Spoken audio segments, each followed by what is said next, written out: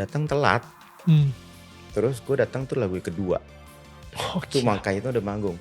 Masuk lagu ketiga baru gue naik panggung, ngambil mic. Nggak maaf, nggak apa. Gila. Itu Pak Budi yang main drum gitu. Dia tuh kesel banget sampai mecahin itu loh, botol minuman teh. Sampai, "Hei ini gimana sih?" kata gitu. Wow. Digituin. Bodo amat lah gitu, ini hidup gue. Teman-teman Kahitna bikin press conference gitu. Jadi bikin surat bahwa Hedi Nur diskors di situ. Jadi nggak ditegur langsung, tapi gue lihat di TV.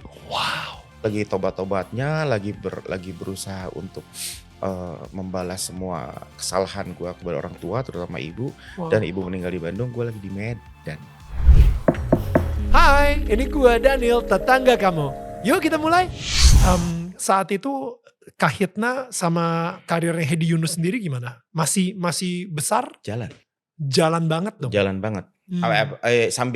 Semuanya sambil jalan. Gokil. Sendiri jalan, Kahitna jalan. Di Kahitna udah, tapi di Kahitna tuh udah mulai kesel. Kesel karena di apa namanya, di masa-masa Sabu itu gue udah ibaratnya kayak udah Hedi Yunus yang dulu tuh udah nggak ada nih, yang paling disiplin, yang paling komit dengan waktu, yang apa-apa. Wow. Kok bisa begini loh? Dulu kan cuman vokalisnya cuman berdua sama Carlo ya. Datang nyanyi di mana gitu, di kafe mana gitu. Datang telat. Terus gue datang tuh lagu kedua. Tuh Mangkai itu udah manggung. Terus gue dingin ya deh, di pinggir panggung nungguin. Masuk lagu ketiga baru gue naik panggung, ngambil mic gitu. Nggak maaf, nggak apa. Gila.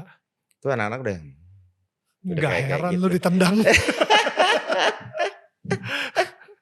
Gak heran. Iya, udah yang kali sampai diingetin lagi di studio latihan gitu-gitu, studio latihan. Terus ya mereka mukul nggak bisa, tapi mereka marah gitu. Ada teman sekamar gue tuh Pak Budi yang main drum gitu.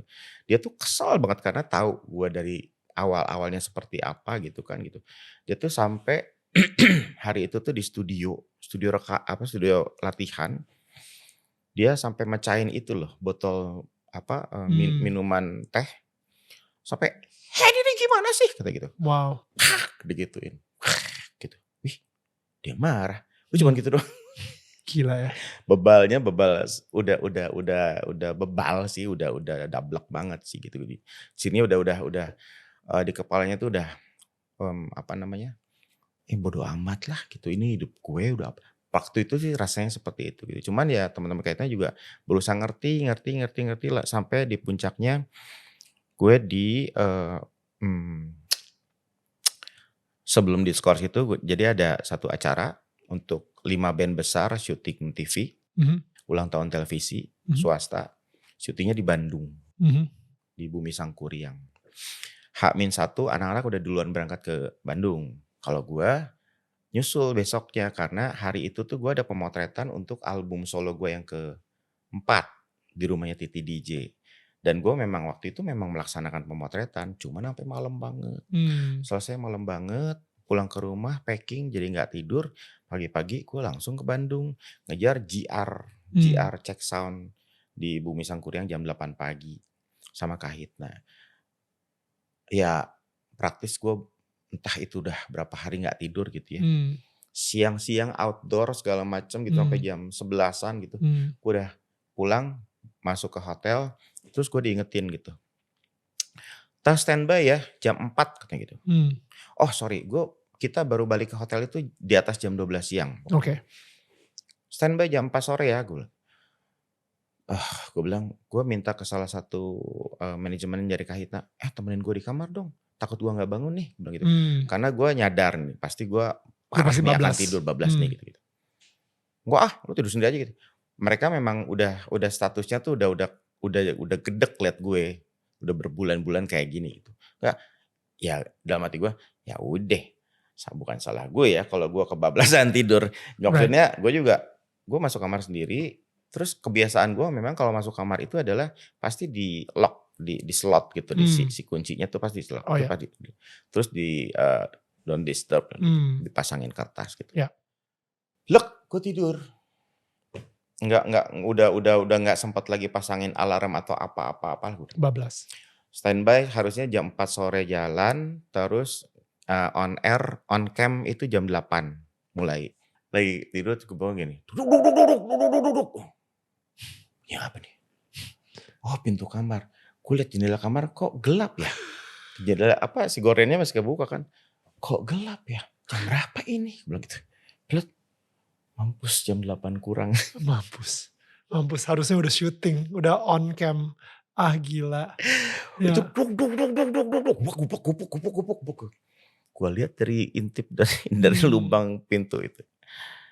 Udah kepala semuanya ada berapa orang itu. Dari security, dari manajemen gue, terus ada ustadz gue waktu itu. Gue tuh udah ditemenin sama seorang ustadz namanya, gue panggil dia Abah gitu. Wah banyak banget nih. Itu gue terus gue cetek. Alhamdulillah. Yang di luar sana gitu. Mereka pada mikir lu udah OD mati gitu misalnya. Ya ampun. Gue cuma gini ya, gitu. Hedi alhamdulillah. Udah gak sempat pada marah juga kali ya gitu. Iya. Cuman dia, ayo buruan. Iya udah. Gue cuman mempersilahkan mereka masuk. Maksudnya ya manajemen gue masuk, ustadz gue masuk. Gitu. Yang lainnya udah pada puas gitu. Gue cuman masuk ke kamar mandi, sikat gigi, cuci muka, ganti baju buat show. Yuk jalan, lagi cuman gitu doang. Udah jalan pakai mobil karena macet kan mau menuju ke venue-nya gitu. Gue ingat banget kita masih di jalan gitu mau masuk ke parkiran. Ya. Gue dengar karena outdoor tempatnya. Kahitna dipanggil. Gue turun dari mobil lari sama mereka sama manajemen gue masih Abah gitu. Lari-lari nembus penonton. Carlo lagi nyanyi lagu pertama tuh. Iya. Lagu apalah gitu gue lupa deh. Gue nembus penontonnya gini. Ini Hedi Yunus sih. Kok Hedi Yunus jadi penonton juga di sini? Lagi lari. Terus ya udah. Jadi begitu standby lagu pertama selesai di pinggir gue. MC-nya gue ingetnya tuh si adeknya Sarah Sechan. Ya. Kang, dari mana? Dia cuma gitu. Tapi dia tahu, dia ngerti gitu. Dia sempat ngajak ngobrol soal gitu. Ya udah sabar ya, tenang ya. Habis ini nyanyi ya, iya gitu. Habis itu lagu kedua baru gue masuk. Dan pada saat gue masuk itu, gue ngerasa gitu. Anak-anaknya tuh pada di 7 orang di panggung itu pada. Ya, dan ya mereka semua punya hak untuk benar-benar bete lah. Marah gitu. Makanya marahnya tuh karena, man ini tuh syuting TV, ulang tahun TV besar. Kita ada di antara 5 band besar yang terpilih di Indonesia, kita salah satunya gitu. Terus ya udah gue tetap nyanyi aja, selesai syuting selesai, kukut segala macam, kayaknya kumpul, tapi gue nggak ikutan kumpul. Jadi yang mereka kumpul personil sama manajemen, yang dimarahin tuh, yang ditegur itu ustadznya gue si Abah, Abah yang nemenin gue gitu. Abah gimana nih Hedi gini. Guanya sih diem aja gitu, bebal aja gitu memang kayak ya bebal aja gitu. Ya udah dari situ balik ke Jakarta, baru tuh berapa hari kemudian gue lihat di TV teman-teman Kahitna bikin press conference gitu. Jadi bikin surat bahwa Hedi Yunus diskors. Wow. Di situ. Jadi nggak ditegur langsung, tapi gue lihat di TV malah. Gila, itu lebih parah lagi. Maksudnya minimal mereka ngomong dulu lah kalau gitu. Wow, jadi lu taunya bahwa lu diskors tuh justru dari press conference di TV. Di TV, terus gue di SMS sama beberapa wartawan infotainment yang kenal deket sama gue gitu. Dot, lu diskors katanya. Tahu tuh udah di TV. Oh gitu. Oh iya tuh, gue diskors ya gitu. Gue cuma gitu doang. Tapi amazing, bilangnya diskors ya, bukan dikeluarin ya. Skors diberhentikan dulu gitu. Iya. Iya, karena ya lupa deh kenapanya gitu. Oh alasannya tapi bukan karena narkoba dan atau lain-lain. apa gitu. Jadi diskors dulu gitu. Tapi sejujurnya jadi di 1 tahun terakhir itu tuh, di beberapa bulan terakhir itu tuh gue memang lagi sebetulnya lagi gini nih. Lagi make tuh gue tuh lagi nih. Ya Allah, kapan ya waktunya ya? Gue tuh udah angkat tangan nih sebenarnya nih. Cuman kalau dari diri sendiri untuk berhenti, gue sulit. Wow. Ya. Gue tahu Allah itu pasti yang bisa menyelamatkan gue gitu. Karena gue dari tangan gue tuh perlu berapa ratus ribu % kekuatan untuk bisa bangkit dan berhenti dari ini gitu. Ini tuh addict-nya tuh luar biasa gitu, dan itu sebenarnya ini tuh bukan gue, bukan, gue tuh nggak gini. Gue yang dulu tuh nggak begini nih, tapi karena udah ngerasuk apa udah masuk ke badan dan udah bertahun-tahun, kayaknya ya gimana sih, lu kalau misalnya makan nih, makan udah kenyang banget, tapi tiba-tiba lu makan lagi, udah mau muntah, ibaratnya seperti itu. Ya. Ini gue nih udah begini nih gitu, cuman gue tuh nggak punya kekuatan untuk mau berhenti, gue tuh nggak bisa gitu.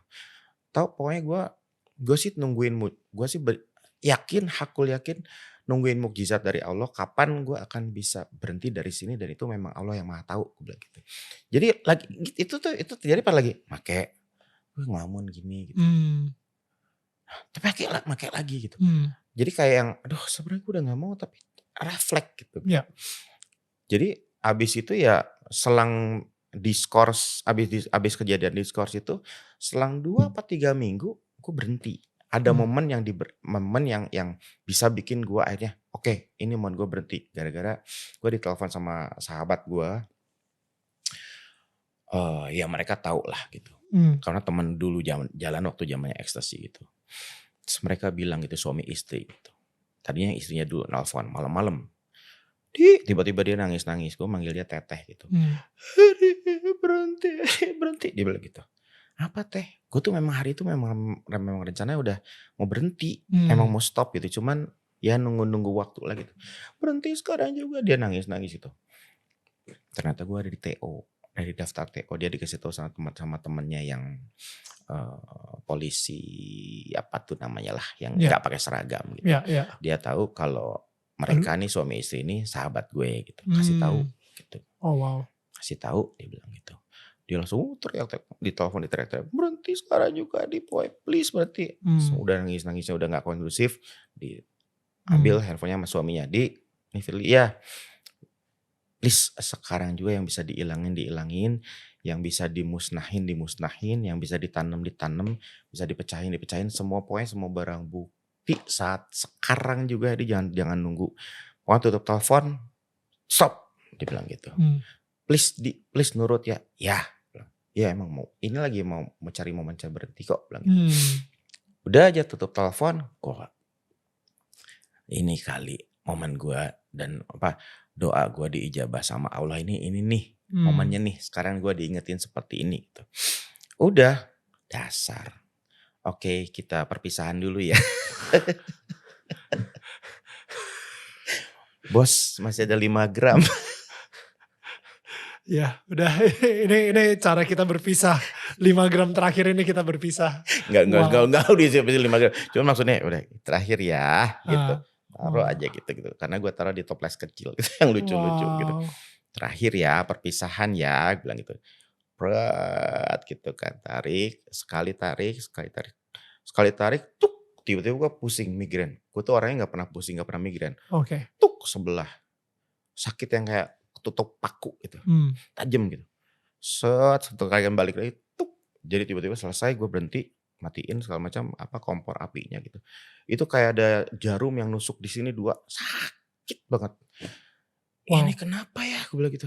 Gue gak pernah kayak begini udah berapa tahun.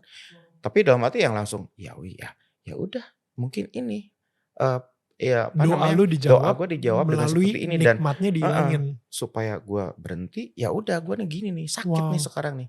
Udah saat itu juga yang gue lakuin yang pertama adalah hal yang selama ini gue jaga-jaga jangan sampai kenapa-napa, si sabunya itu gue flash pakai air. Nih dari gue sendiri, gue yang keputusan gue sendiri yang selama ini gue ibaratnya gue jaga-jaga, gue flash dulu pakai air, hancur, udah masuk ke kloset. Abis itu baru gue beresin semuanya, cek. Terus gue ke Bandung 6 hari di Bandung ditemenin sama si Abah itu. Terus gue pulang ke rumah. Di mana ada orang tua segala macam kayak gitu. Terus gue lagi-lagi tidur selama 6 hari, sama prosesnya seperti itu. Tidur selama 6 hari gue di kamar gitu. Cuman waktu yang ekstasi itu gue masih di rumah di Tebet sendirian. Yang mana sekarang ditemenin sekarang gue Di rumah itu ada orang tua, ada nyokap, ada bapak segala macam gitu. Yang mana harusnya mereka curiga. Logikanya kan nih anak 6 hari tidur, pintu nggak dikunci, apa yang lo lakuin selama ini gitu ya? Gitu. Enggak loh. Itu gue setiap kali bangun selalu ada botol air minum, di termos gitu, di termos besar gitu ya, air putih, gelas. Terus selalu ada biskuit. Biskuit yang di dalam dimasukin ke di tempat makan gitu. Selalu setiap kali bangun gue itu pasti ada terisi. Wow. Maksudnya selalu penuh, terus kan gue bangun refleks makan karena lapar kan gitu. Terus kalau bangun lagi tuh ada lagi keisi terus gitu ya, nggak pernah kosong gitu. 6 hari kayak gitu loh. Gue cuman bisa bangun ke kamar mandi, itu pun kalau ke kamar mandi buang air kecil tuh limbung. Terus kalau buang air besar gue duduk sebentar gitu, kayak gak ada tulang gitu. Efeknya recovery-nya tuh jauh lebih parah daripada si ekstasi itu. Terus sampai hari ke-6 udah baru bangun seger, baru gue udah hidup nih sekarang nih gitu. Baru mandi segala macam gitu. Terus ya udah gue duduk di ruang tengah makan gitu sama mama segala macam gitu. Tapi itu yang namanya orang tua apalagi ibu gitu ya, nggak nanya, nggak apa. Lu kenapa? Nggak ngehakimin. Nggak menghakimi. Sama sekali, padahal kan logikanya maksudnya. Iya pasti dia tahu sih. Gue sih yakin mereka tahu, pasti orang tua tahu gitu. Cuman bener-bener nggak ngutik sedikit pun sampai meninggal gitu, enggak sama sekali nggak nih. Itu luar biasanya ibu gitu. Dan ya mundur sedikit ke itu kan kejadian tuh. Itu tuh kejadiannya kalau nggak salah September 2000 gue berhenti.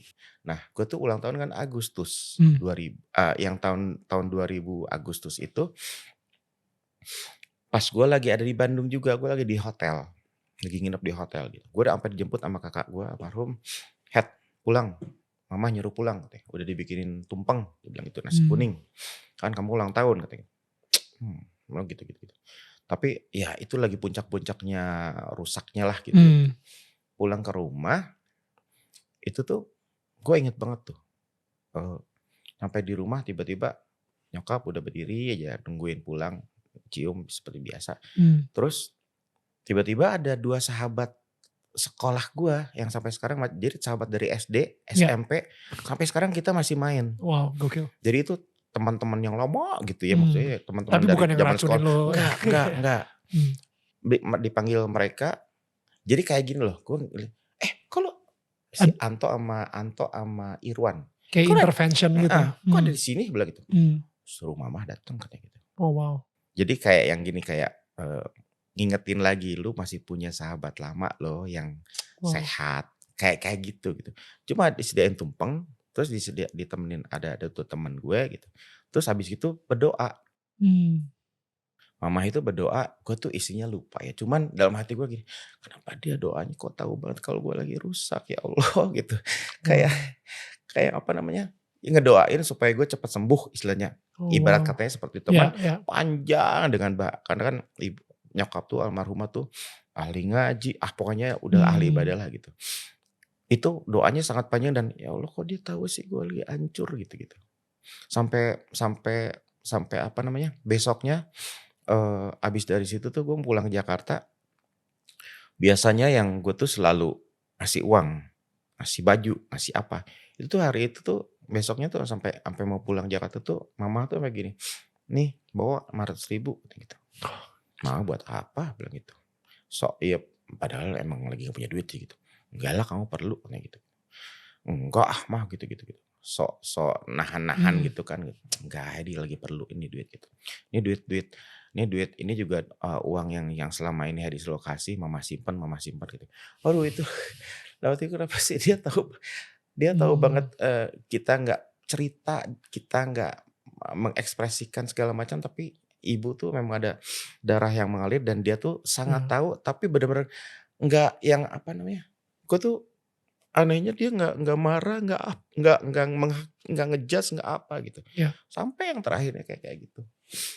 Terus Ya udah jadi dibikin nyaman aja gitu pada saat gue udah di September berhenti itu tuh. Rasanya sama mereka kayak nggak ada apa-apa gitu.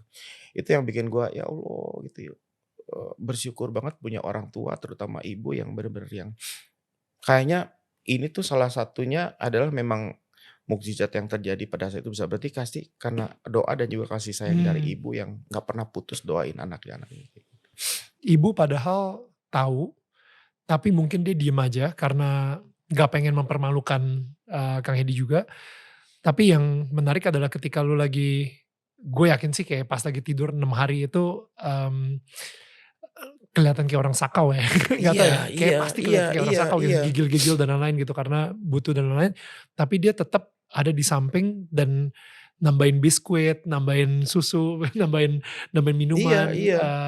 Walaupun ya wow, that's Enggak yang maksudnya gue mungkin terlihat gue pas lagi keluar dari kamar gue ke kamar mandi segala macam, dia cuma ngelihat begitu aja gitu ya, enggak yang ya mungkin sesekali seingat gue sih mungkin dia makan nggak gitu, tuh jangan lupa biskuitnya gitu. Gitu doang gitu ya, enggak yang lu kenapa lah gitu. Iya. Kebanyakan orang tua yang lain gitu. Ya, gue udah bilang lu jangan kayak gitu atau apalah. Sama sekali nggak begitu udah selesai mandi seger udah duduk di meja makan sama-sama gitu. Wow. Enggak sepatah kata pun keluar sampai akhirnya ibu tuh meninggal di tahun depannya Agustus 2001. Sehari setelah gue ulang tahun. Ya ampun.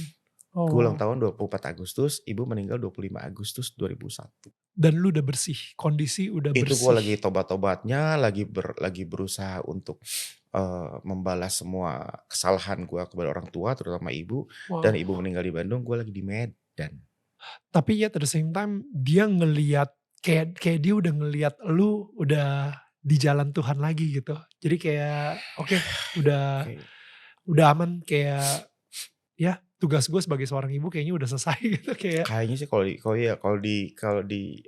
lihat-lihat jalan ceritanya kayak gitu ya. Jadi kayaknya udah karena kan gue juga masih ditemenin sama ustadz gue tuh Abah itu nungguin gue tuh Abah itu nemenin gue dari mulai tahun 99 yang gue lagi rusak-rusaknya banget gitu sampai 2004 2005 lah gitu.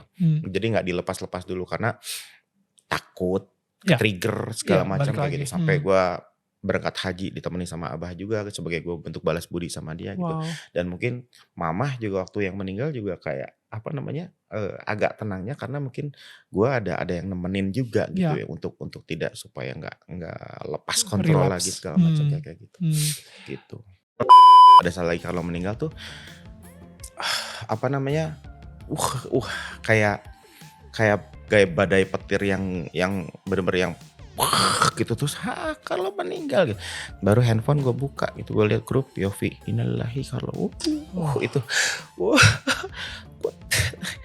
di restoran waktu itu gue teriak gitu. Emang kita semua kehilangan sih. Sampai sekarang juga kehilangan suaranya, kehilangan powernya. Kalau lagi bangun-bangun tuh gue sering aduh gak ada Carlo tuh lemah banget, gue tuh lemah banget gitu.